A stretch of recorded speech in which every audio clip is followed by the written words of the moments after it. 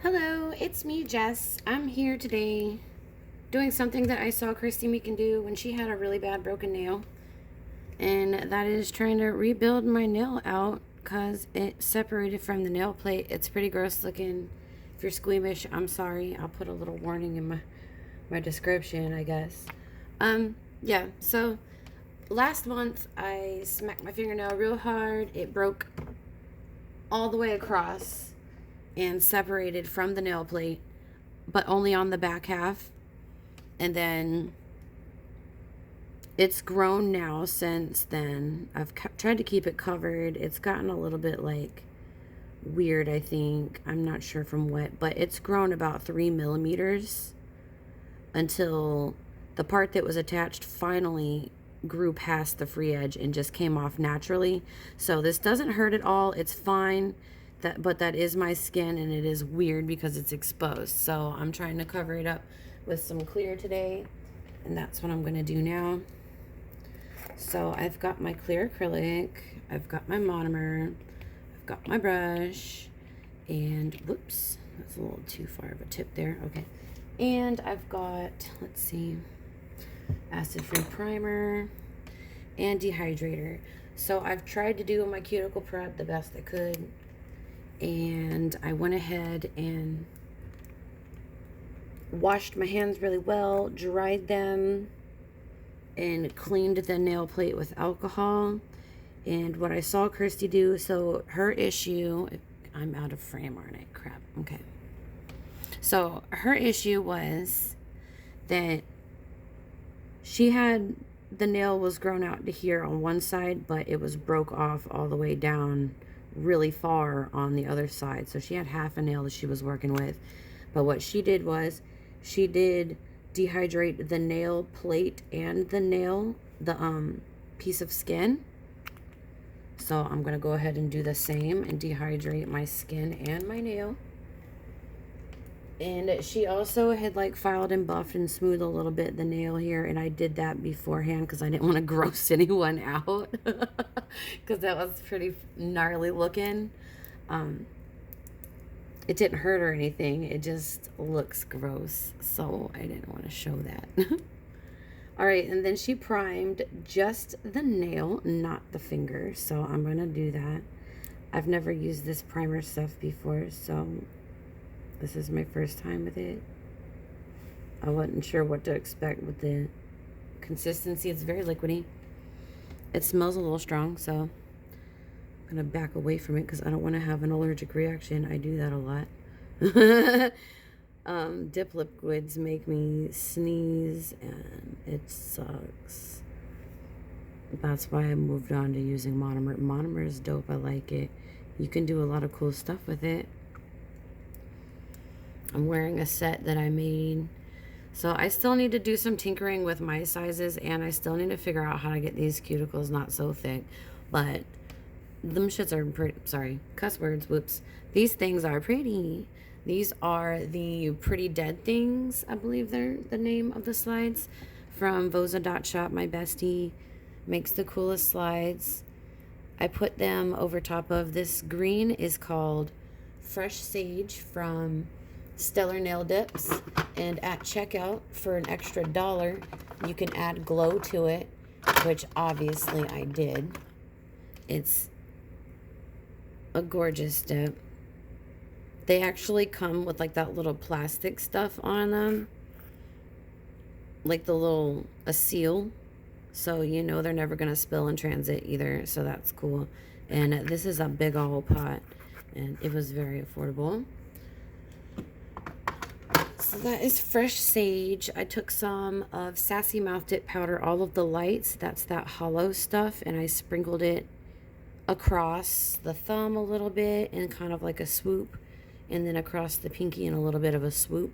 And then this is C&D's Heartbreaker, and I kind of just feathered it into it. And then I have a mixture of C&D's White Diamonds with a little bit of white and some glow powder mixed into it, because when you use it with monomer it gets really clear, but I like to use it as a background for slides because it's just shimmery and beautiful and white. So I wanted the green to show through though, and not just have like a straight up stark white nail. So I put down some fresh sage, and then I went over it with that white diamonds mixture, and then put a wee little bit of them opal flakes, and then laid the slide on top so that it would pop, but also so you'd have that little bit of green kind of just peeping through. I feel like it's really pretty. And then I also did breast cancer ones, and I tried Aurora nails. It didn't turn out so great, but my friend Sommer sent me some cellophane, so I tried that out. I spent all day yesterday working on those. Okay, so I've been blabbing for way too long. I feel like this should be dry because it's air dry. That's why I was just talking. So I wasn't exactly distracted. I was just waiting for that to dry. I hope it's dry. I don't know how long it takes, but see, we're at 5 minutes. I think that was a couple of minutes of blabbing. I don't know. Should I touch it? I'm trying to get my brush wet. I got a little bit of that on my skin. I hope that's not going to kill me. I feel like I might try to wipe it off with something real quick. Let's see if I can. Set my brush down. This has a little bit of acetone in it, just a little bit. Maybe. I did get some on my finger. Oh, okay, it came off. Cool. All right, that worked. I saw a little bit on my finger. I don't want to have it on there because I don't think that's safe. All right, so I think I'm gonna go at this angle. I think you can see what I'm doing there. Got my monomer.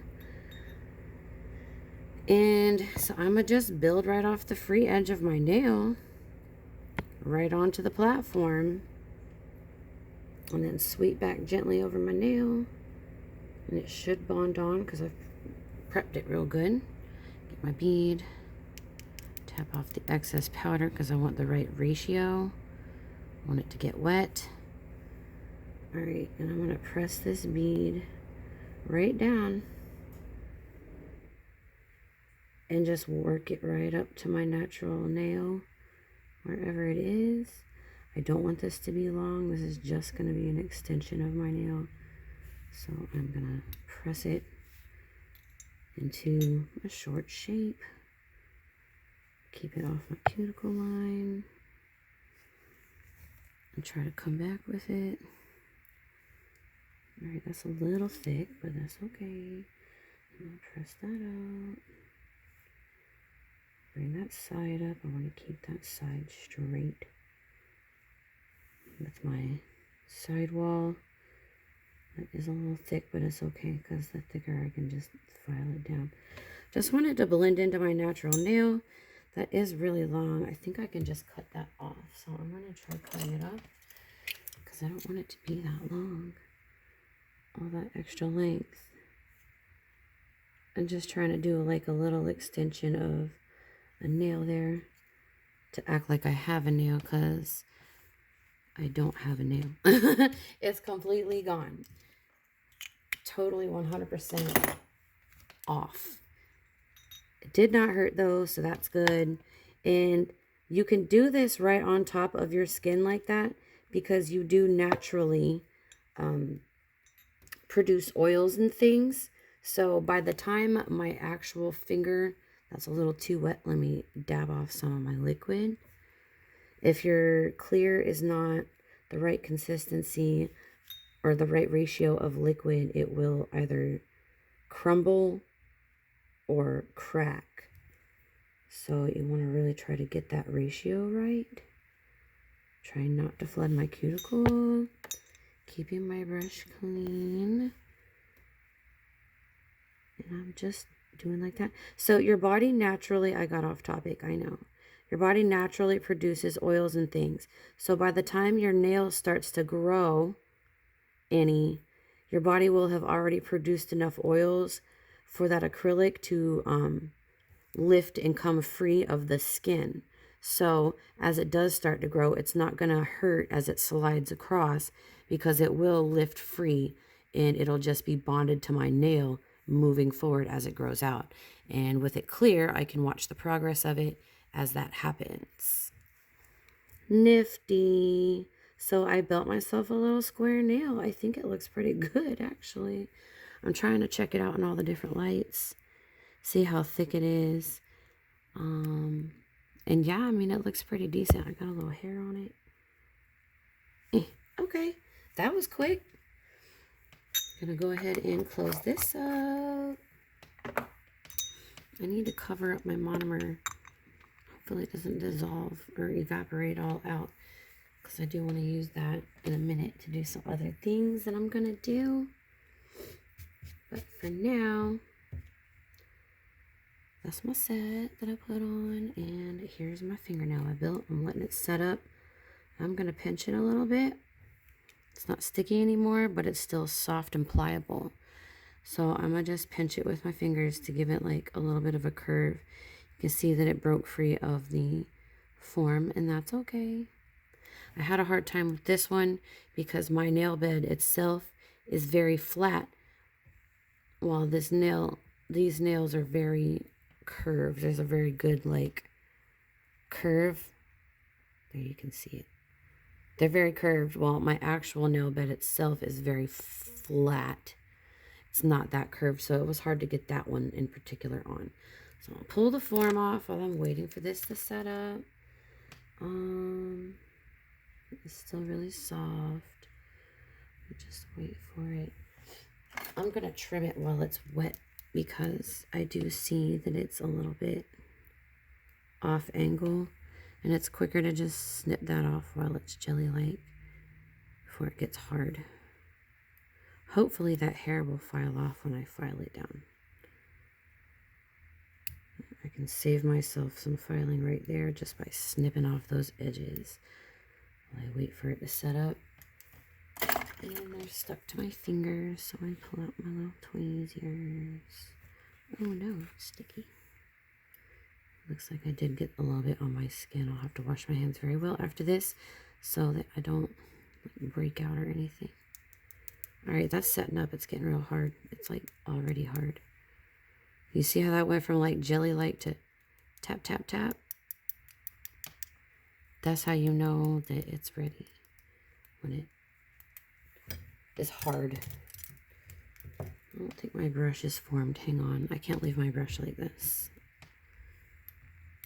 Dip into my monomer. Oops, I got it all over my finger. I'm the worst. Should have put on one of them Daily Bobs. My stilettos are a little long right now for my finger covers though. Alright, so I just wanted to make sure that I took the time to take care of my brush. You want to keep it nice and flat, nice and sealed and shiny, so that nothing is in it, and that it's shaped really well, so that next time you go to use it, it's got its shape. You don't want to let it dry out of shape, or else it'll be all weird and hard to get right. Okay, so I'll take a kind of coarse file that's at 80 grit, and I'm gonna just straighten that sucker up. That looks really good. It's a whole little nail. It's not too thick. Yep. And now I can watch this as it grows out and progresses. And it's not really thick. This back part is just thick enough to bond it to the nail, really, without adding a whole lot of extra bulk. So I should, in theory, be able to just pop some press-ons over top of it or what have you. I would take off the free edge all the way before I do that. Oh, I spilled my monomer. Wow, what a waste. Oh, I'm gonna cry now.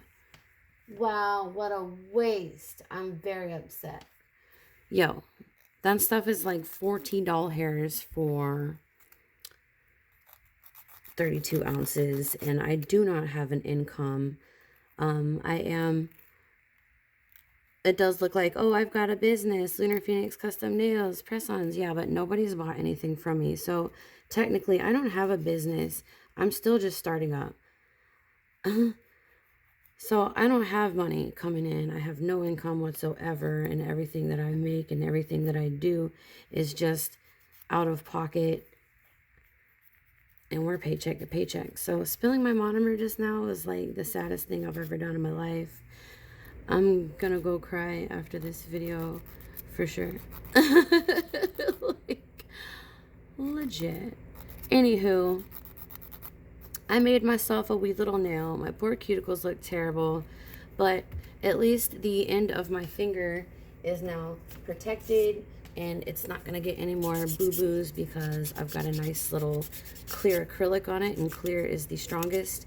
So now my little nubby can heal in peace. And I'm gonna just take my teeny tiny, itty bitty, little tiny cuticle oil on there. Always finish off with some cuticle oil. Doesn't look like I ever do because I'm all dry and busted, but honestly, I try. I really do try. Can't wait for these to come off so that I can put on my breast cancer nails and take some photos. But there's my fixed finger. Yay. All right, bye.